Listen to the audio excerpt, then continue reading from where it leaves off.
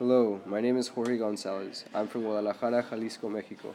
I enjoy reading and playing guitar. This is an English project that was assigned to me in Mr. McKinsey's grade 11 English class. First, I will be talking about Shakespeare's life and why he is so important to English literature, as well as why he is still relevant to us today. Last, I'll be talking about a passage from the play Macbeth, in which Macbeth is feeling guilt and shame after killing his friend Banquo. William Shakespeare was born in Stratford-upon-Avon in the year 1562. He is considered one of the greatest writers of all time.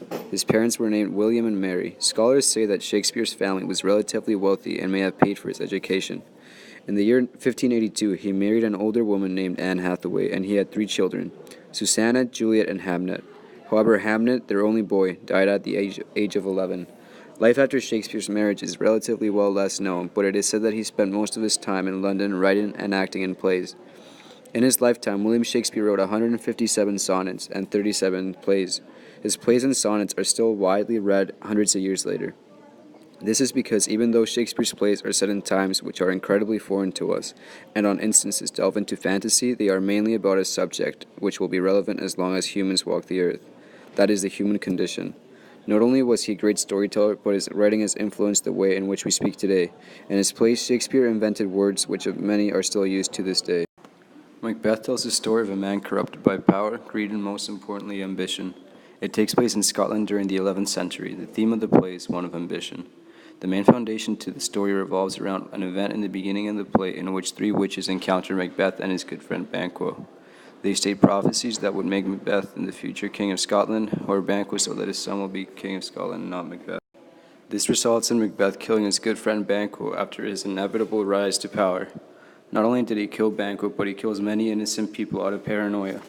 Macbeth begins to feel guilt for what he has done, though he does not recognize. One of the ways that this is shown is in Act 3 of the play, where Macbeth begins to see Banquo's ghost and is frightened. He expresses his uneasiness with a passage in Act 3, Scene 4, lines 78 to 82. He starts by saying, "The times have been that when the brains were out, the man would die." What Macbeth is showing here is his misunderstanding of what he is as a killer is going through. He does not understand why he still thinks about Banquo.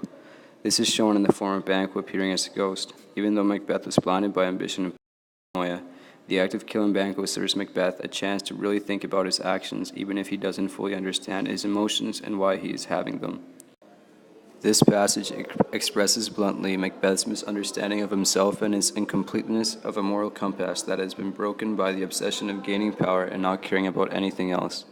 The passage ends with Macbeth saying, "This is more strange than such a murder is." Macbeth is completely confused and has zero understanding of why he feels guilt. He is so blinded by ambition that he can't even connect his emotions to his actions. This leads to Macbeth falling deeper into paranoia and selfishness, which ultimately leads to the end of his life and of many others. The reason why it shows this passage is because it very clearly reflects the theme of ambition and what ambition does to Macbeth, which is bad. From the very beginning, Macbeth's ambition is causing harm not just to himself, but to the people around him.